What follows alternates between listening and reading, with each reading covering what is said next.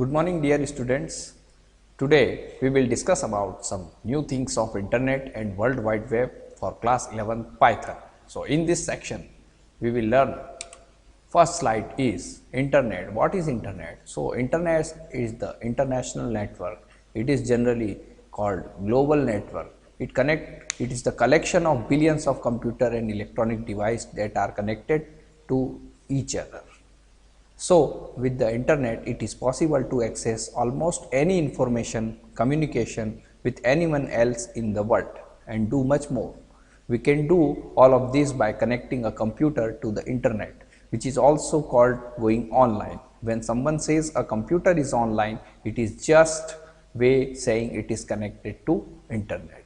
So I hope you understand what is internet. Now next slide. So what is internet revolution?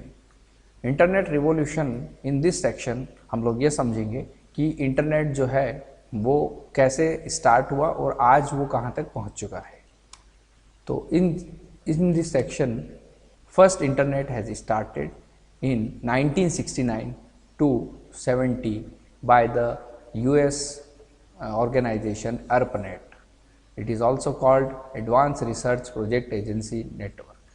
So ARPANET ने सबसे पहले internet का invention किया था 1969 में. इसका जो मेन उद्देश्य था वो था इंटरनेट में यूएस की जो मिलिट्री थी उसके लिए इंटरनेट को बनाया गया था, ताकि वो सेकेंड वर्ल्ड वॉर या वर्ल्ड वॉर के दौरान जो भी आपका मिलिट्री को हेल्प चाहिए तो वो इंटरनेट के थ्रू इजीली हो सके, है ना. तो ARPANET ने सबसे पहले एक टेक्स्ट मैसेज सेंड किया जिसमें बाइनरी इनकोडिंग और डिकोडिंग का यूज़ किया गया. फिर नेक्स्ट आया 1971 में उन्होंने ईमेल नोटेशन @ का इन्वेंशन किया था. ये भी ARPANET ने ही किया था. इसके बाद 1983 में TCP/IP प्रोटोकॉल का इन्वेंशन हुआ. फिर DNS का इन्वेंशन हुआ. अब ये क्या होते हैं TCP/IP DNS, ये मैं आपको आगे की स्लाइड में ज़रूर बताऊँगा. इसमें आप देखेंगे 1989 में टिम बर्नर्स-ली जो ब्रिटिश साइंटिस्ट थे, इन्होंने वर्ल्ड वाइड वेब का इन्वेंशन किया था. उसके बाद में 1990 इन्होंने टिम बर्नर्स-ली ने ही HTML क्रिएट किया था, जो कि स्टैटिक वेबसाइट को डिज़ाइन करने में हेल्पफुल रहता है. नेक्स्ट फिर 1993 में सबसे पहली वेबसाइट जो बनी पब्लिक के लिए, जो कि स्टैटिक रही. स्टैटिक इन द सेंस कि उसके अंदर कोई भी मूवेबल ऑब्जेक्ट नहीं था, जस्ट लाइक GIF वीडियो, है ना, इस टाइप का कोई भी उसके अंदर कंटेंट नहीं था. यहाँ पर सिर्फ एक डॉक्यूमेंट था जो इंटरनेट के ऊपर पब्लिश हुआ था. फिर नेक्स्ट है 1994 में टिम बर्नर्स-ली ने URL का इन्वेंशन कर दिया. ठीक है, यूनिफॉर्म रिसोर्स लोकेटर. अब ये क्या होता है ये भी मैं आपको नेक्स्ट स्लाइड में बताऊंगा. नेक्स्ट है 1995 में Amazon.com नाम की एक वेबसाइट जो है लॉन्च हुई. उसके बाद में गूगल और याहू सर्च इंजन 1997 में. फिर 2004 में फेसबुक लॉन्च हुआ जो आज भी पॉपुलर है. इसके बाद 2007 में ट्विटर का इन्वेंशन हुआ, वो भी पॉपुलर है. और इसके बाद 2009 में व्हाट्सएप का इन्वेंशन हुआ जो आज भी चल रहा है. तो इनमें मोस्ट ऑफ द इन्वेंशन जो है वो ARPANET ने ही बनाए थे. ठीक है, मोस्ट ऑफ द इन्वेंशन किसने बनाए थे? ARPANET ने ही डिज़ाइन किए थे. अब यहाँ पर हम बात कर लेते हैं ARPANET की. तो ARPANET का एक छोटा सा इंट्रोडक्शन.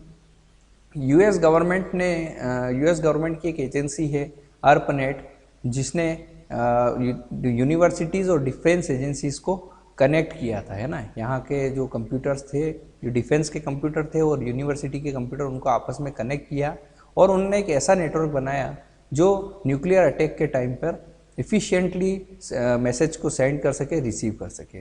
ठीक है, ARPANET ने TCP/IP जनवरी 1983 में बनाया रिसर्चर ने, और फिर नेटवर्क ऑफ नेटवर्क्स बनाया जो कि बाद में जाकर के इंटरनेट बना. छोटे छोटे नेटवर्क्स बनाए और उनका एक ग्रुप बनाया.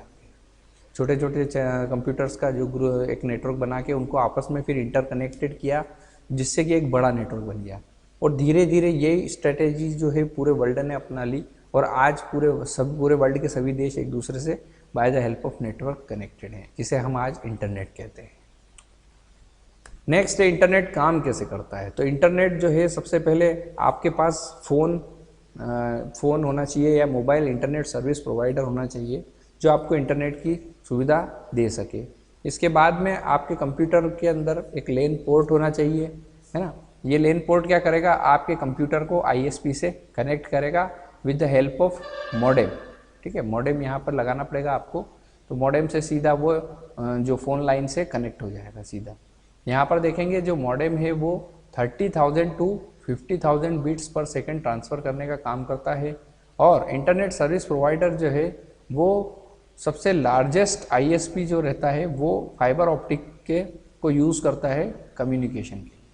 यहाँ पर देखेंगे समझेंगे कि फाइबर ऑप्टिक जो मीडिया है उसकी स्पीड सबसे फास्ट होती है, बिकॉज वहाँ पर जो सिग्नल ट्रांसमिशन होता है वो लाइट के थ्रू होता है, और लाइट की स्पीड हम लोग सभी जानते हैं कि लाइट की स्पीड सबसे तेज़ होती है। तो यहाँ पर जो भी डेटा ट्रांसफ़र होगा वो लाइट के थ्रू होगा और ये सबसे ज़्यादा फास्ट होगा। इसीलिए बहुत सारे मोस्ट ऑफ द ISP आज के टाइम पे फाइबर ऑप्टिक केबल का यूज़ करने लगे हैं डेटा को ट्रांसफ़र करने के लिए। फिर यहाँ पर थोड़ा सा रोल TCP/IP का भी रहा है कि डिफरेंट कॉन्फ़िगरेशन के कंप्यूटर्स हैं, उनके बीच में कम्युनिकेशन करना है। तो यहाँ पर TCP/IP एक ऐसा प्रोटोकॉल है जो सभी कम्युनिकेशन डिवाइसेस में, सभी कंप्यूटर्स में इंटरनेट को रन करेगा और वहाँ पर आपका डेटा सेंड कर देगा। ठीक है, इसके बाद में इंटरनेट के एप्लीकेशंस अगर हम देखें तो www वर्ल्ड वाइड वेब, यानी यहाँ पर आप डॉक्यूमेंट को देख सकते हैं, वेबसाइट्स के पर आप अपने जो भी जानकारी आपको चाहिए वो ले सकते हैं। ठीक है, अपना जो कोई बिजनेस है वो भी आप वेबसाइट पे डाल सकते हैं, पब्लिश कर सकते हैं, कोई ब्लॉग है वो पब्लिश कर सकते हैं। दूसरा है ईमेल सर्विस। ईमेल सर्विस सबसे फास्ट सर्विस है इंटरनेट की, जिसके अंदर आप ईमेल सेंड कर सकते हैं, रिसीव कर सकते हैं। इसके लिए क्या रिक्वायरमेंट है वो हम लोग आगे देखते हैं। नेक्स्ट है चैटिंग। तो चैटिंग आज आप सभी कर ही रहे हैं, तो यहाँ पर हम देखेंगे चैटिंग के अंदर जैसे फेसबुक में, याहू मैसेंजर पे, या जितने भी मैसेंजर्स हैं वो सभी चैटिंग के अंतर्गत आते हैं। फिर नेक्स्ट आता है VoIP, that is voice over internet protocol. यहाँ पर आप इंटरनेट प्रोटोकॉल के थ्रू अपनी वॉइस को ट्रांसफ़र करते हैं डेस्टिनेशन पे। फिर नेक्स्ट हम बात करें वर्ल्ड वाइड वेब की, तो many people think that internet and world wide web are the same thing while they are closely link and they are very different system. लेकिन ये दोनों एक दूसरे से जुड़े हुए जरूर हैं लेकिन एक नहीं है ना, इनके दोनों के अलग अलग सिस्टम है। ठीक है, इंटरनेट क्या होता है, huge network of computer all connected together. World wide web क्या होता है, is a collection of web pages found on this network of computer. यानी कि जो इंटरनेट और वर्ल्ड वाइड वेब दोनों ही डिफरेंट है। www that mean world wide web क्या होता है कि कलेक्शन ऑफ वेब पेजेस होता है जो इंटरनेट के ऊपर डिस्प्ले होता है, और इंटरनेट क्या होता है कंप्यूटर्स का नेटवर्क का एक कलेक्शन होता है जो that are connected to each other. फिर इसके बाद में देखेंगे जो www है वो आपका वेबसाइट इंफॉर्मेशन को ट्रांसफ़र करने का काम करेगा डिफरेंट टाइप के कंप्यूटर्स और कम्युनिकेशन डिवाइसेस के बीच में, और ये बहुत बड़ा कलेक्शन है मल्टीमीडिया का, जहाँ से आप किसी भी टाइप की इंफॉर्मेशन निकाल सकते हैं। और वर्ल्ड वाइड वेब जो था वो टिम बर्नर-ली ने 1989 में बनाया था जिनेवा में, और world wide web came into existence proposal by him allows research to work together effectively and efficiently in CERN, eventually in become world wide web। तो वर्ल्ड वाइड वेब जो इन्वेंशन किया था ये टिम बर्नर्स-ली ने किया था। Next अगर हम देखें तो वर्ल्ड वाइड वेब सिस्टम जो है इंटरलिंक है, और hyper text interlinked hyper text document internet के थ्रू हम लोग एक्सेस कर सकते हैं। ठीक है, इंटरनेट पे वर्ल्ड वाइड वेब एक ऐसा तरीका है जिसके थ्रू हम लोग किसी भी वेबसाइट के जो एड्रेस हैं उन्हें एड्रेस को कॉल करके उन वेबसाइट के जितने भी डॉक्यूमेंट्स उन्होंने जो पब्लिश कर रखे हैं इंटरनेट पे उसे आसानी से देख सकते हैं। इसमें वर्ल्ड वाइड वेब जो है टेक्स्ट, इमेज, वीडियो, है ना, मल्टीमीडिया, ये सारे चीज़ों को आपके सिस्टम तक लेकर के आता है वाया हाइपरलिंक्स। अब हाइपरलिंक्स क्या होता है, तो ये ऐसे लिंक्स होते हैं जो आपके सिस्टम ऐसे लिंक होते हैं जो आपके सिस्टम के एक वेब पेज को दूसरे वेब पेज से कनेक्ट करते हैं। ठीक है, यानी कि सपोज आपके इंटरनेट पे आपने कई बार देखा होगा कि क्लिक हियर टाइप का एक ऑप्शन दिखता है, वहाँ पर आप जैसे ही क्लिक करते हैं तो आप किसी दूसरे पेज पे रीडायरेक्ट हो जाते हैं। तो ये चीज़ जो होती है ये पॉसिबल होती है with the help of hypertext. फिर हम आगे बात करते हैं HTTP। HTTP भी एक प्रोटोकॉल है, जिस तरह से TCP/IP प्रोटोकॉल था इस तरह से HTTP भी प्रोटोकॉल है। तो जो भी डॉक्यूमेंट फॉर्म में जो वेब पेज है आपका, जो ट्रांसफ़र हो रहा है एक डिवाइस से दूसरी डिवाइस तक, तो वो कौन से प्रोटोकॉल की मदद से हो रहा है? वो हो रहा है HTTP की मदद से। इसका फुल फॉर्म है हाइपर टेक्स्ट ट्रांसफ़र प्रोटोकॉल, यानी कि ये टेक्स्ट को ट्रांसफ़र करने वाला प्रोटोकॉल है। अब आप कहेंगे ये सब प्रोटोकॉल क्या होता है? तो प्रोटोकॉल का मीनिंग होता है set of rules and regulation, जो कि मतलब ऐसे सेट, एक ऐसा सेट है जो रूल्स और रेगुलेशन से बनाया हुआ है।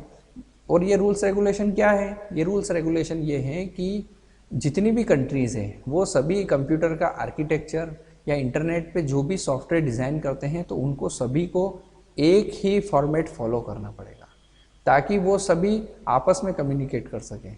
यानी सपोज जैसे एप्पल कंप्यूटर है, माइक्रोसॉफ्ट का विंडोज़ है, तो ये सभी अलग अलग ऑपरेटिंग सिस्टम है ना। कंप्यूटर के हार्डवेयर कॉन्फ़िगरेशन भी डिफरेंट है, लेकिन इंटरनेट की जहाँ बात आती है तो सभी आपस में एक दूसरे से कम्युनिकेट करते हैं। तो ये जो कॉमन थिंग है इनके बीच में, ये है एक, ये चीज़ रूल्स और रेगुलेशन की मदद से डिफाइन हुई है। तो रूल्स और रेगुलेशन की मदद से जब डिफाइन हुई तो इसे में अलग अलग कैटेगरी इन्होंने डिज़ाइन की। क्या कैटेगरी डिज़ाइन की? एक HTTP अलग, ये सिर्फ आपके डॉक्यूमेंट सेंड करने रिसीव करने का काम करेगा। TCP/IP ये हार्डवेयर दो अलग अलग डिफरेंट आर्किटेक्चर के हार्डवेयर हैं, उनके बीच में तालमेल बिठाएगा। फिर इसी तरह से FTP, तो जब आपको फाइल को डाउनलोड करना है या अपलोड करना है तो FTP काम करेगा, है ना। अगर आपको मेल भेजना है तो SMTP काम करेगा। तो इस तरह से हर एक प्रोटोकॉल बनाया है और उसको एक कैटेगरी दे दी है कि हाँ ये बंदा ये काम करेगा, ठीक है। तो नेक्स्ट हम लोग देखते हैं यहाँ पर प्रोटोकॉल के बारे में। अब URL के बारे में बात कर लेते हैं। तो URL में यूनिफॉर्म रिसोर्स लोकेटर है, और ये क्या करता है? URL is the address. जैसे आप लोग कई बार लिखते हैं ना www.google.com, तो ये पूरा जो है एक URL है, ठीक है। ये URL है पूरा का पूरा। तो इसके अंदर जो है आप इस एड्रेस में आप देखेंगे कि क्या चीज़ किस चीज़ को रिप्रेजेंट कर रही है, ठीक है। यहाँ पर एक हमारे सामने एग्जाम्पल है, स्क्रीन पर आप देखेंगे। प्रोटोकॉल्स, सबसे पहले आपके एड्रेस के अंदर आएगा प्रोटोकॉल, फिर सर्वर का एड्रेस आएगा, फिर आपका फाइल नेम आएगा, ठीक है। सर्वर का एड्रेस www.google.com, और जो भी फाइल उस google.com के सर्वर पे रखी है उसे हम एक्सेस करेंगे तो इसकी हेल्प से करेंगे। और HTTP ये किस प्रोटोकॉल के थ्रू हमें डाटा चाहिए, वो प्रोटोकॉल का नाम आपको यहाँ लिखना पड़ेगा। बाय डिफ़ॉल्ट 90% केस में HTTP का ही यूज़ होता है, तो आपको घबराने की ज़रूरत नहीं है कि हम कौन सा प्रोटोकॉल लिखें, है ना। ये ऑटोमेटिक, जैसे ही आप वेबसाइट का नाम लिखते हैं HTTP ऑटोमेटिकली वहाँ पर प्लेस हो जाता है। फिर हम लोग देखेंगे वेबसाइट के टाइप। तो स्टैटिक और डायनामिक दो टाइप की वेबसाइट होती है। स्टैटिक वेबसाइट में क्या होता है कि जो भी आपका कंटेंट है वो सिर्फ एक डॉक्यूमेंट फॉर्म में या टेक्स्ट रहता है। यहाँ पर मूवेबल ऑब्जेक्ट कुछ भी नहीं रहता उस वेबसाइट पे, जस्ट लाइक विकीपीडिया की वेबसाइट्स आपने देखी होंगी, उनके अंदर भी जो मूवेबल कंटेंट है कुछ नहीं होता, सिर्फ एक डॉक्यूमेंट होता है जिसे आपको रीड करके इन्फॉर्मेशन कलेक्ट करना पड़ती है। Similarly dynamic websites just like ऐसी वेबसाइट जिनके ऊपर GIF इमेजेस है, थोड़े से फ्लैश वीडियोस चल रहे हैं, कुछ वीडियोस चल रहे हैं, कुछ सॉफ्टवेयर भी उनमें डाल दिए हैं, कलरफुल थीम्स है, डिज़ाइंस हैं, फिर टेक्स्ट भी अट्रैक्टिव कर रहा है, ठीक है, टेक्स्ट फॉर्मेटिंग भी बहुत अच्छे से की है। तो इस टाइप के जो वेब पेजेस होंगे वो कहलाएंगे डायनामिक वेब पेजेस। अब www काम कैसे करता है? तो आपका सिस्टम जो है वो एक तरह से क्लाइंट का काम करेगा, और कई बार सर्वर की तरह भी काम कर सकता है, लेकिन आप मोस्ट ऑफ टाइम आपका सिस्टम एक क्लाइंट की तरह काम करेगा। ये किसी भी वेब पेज के लिए रिक्वेस्ट भेजेगा with the help of web browser just like Chrome, opera system, और फिर यहाँ से ये जो रिक्वेस्ट जाएगी आपके नेटवर्क के पास। नेटवर्क जो है उस सर्वर के एड्रेस को फाइंड आउट करके पर्टिकुलर सर्वर के ऊपर वो रिक्वेस्ट को फॉरवर्ड करेगा। फिर वहाँ से वो सर्वर ऑथेंटिसिटी चेक करने के बाद में उस जो भी वेब पेज का कंटेंट यूज़र ने चाहा है उसे सेंड करेगा नेटवर्क को। नेटवर्क अगेन उस चीज़ को सामने वाले कंप्यूटर को ट्रांसफ़र कर देगा। तो और ये सारी चीज़ें में सबसे ज़्यादा यूज़ हो रहा है एक तो प्रोटोकॉल, एक आ रहा है मोडेम, एक वेब ब्राउज़र, ठीक है। ये एक चीज़ समझिएगा, वेब ब्राउज़र की जो उपयोगिता अगर हम देखें जैसे क्रोम, ओपेरा, फायरफॉक्स, तो यहाँ पर अगर आपका सिस्टम नेट से कनेक्टेड है लेकिन अगर आप उसको सर्व करना चाहते हैं, इंटरनेट को यूज़ करना चाहते हैं, तो आपको एक ब्राउज़र सॉफ्टवेयर चाहिए ही चाहिए, ठीक है। अगर ब्राउज़र सॉफ्टवेयर नहीं होगा तो आप कनेक्टेड होते हुए भी इंटरनेट का यूज़ नहीं कर पाएंगे, ठीक है। अब यहाँ पर देखते हैं हम लोग डीएनएस क्या होता है? डीएनएस का फुल फॉर्म है डोमेन नेम सिस्टम। जनरली पहले क्या होता था कि जो वेबसाइट होती थी वो आईपी एड्रेस के थ्रू रिप्रेजेंट होती थी, यानी हमें वेब ब्राउज़र के अंदर पर्टिकुलर वेबसाइट का आईपी एड्रेस डालना पड़ता था उसके बाद हम लोग उस वेबसाइट के कंटेंट को एक्सेस कर पाते थे। लेकिन फिर बाद में क्या हुआ, जब नंबर ऑफ़ वेबसाइट बहुत ज़्यादा हो गई, मिलियंस ऑफ वेबसाइट हो गई, तो हमारे लिए एक बड़ी मुसीबत हो गई कि इतनी सारी वेबसाइट्स के आईपी एड्रेस कैसे याद रखें। तो इस केस में फिर हम लोगों ने क्या किया, उन आईपी एड्रेसेस को कैरेक्टर फॉर्मेट में कन्वर्ट कर दिया। ठीक है, कैरेक्टर फॉर्म में कन्वर्ट कर दिया ताकि वो हमारे लिए इजीली हम उसको मेमोराइज कर सकें और उसको यूज़ कर सकें।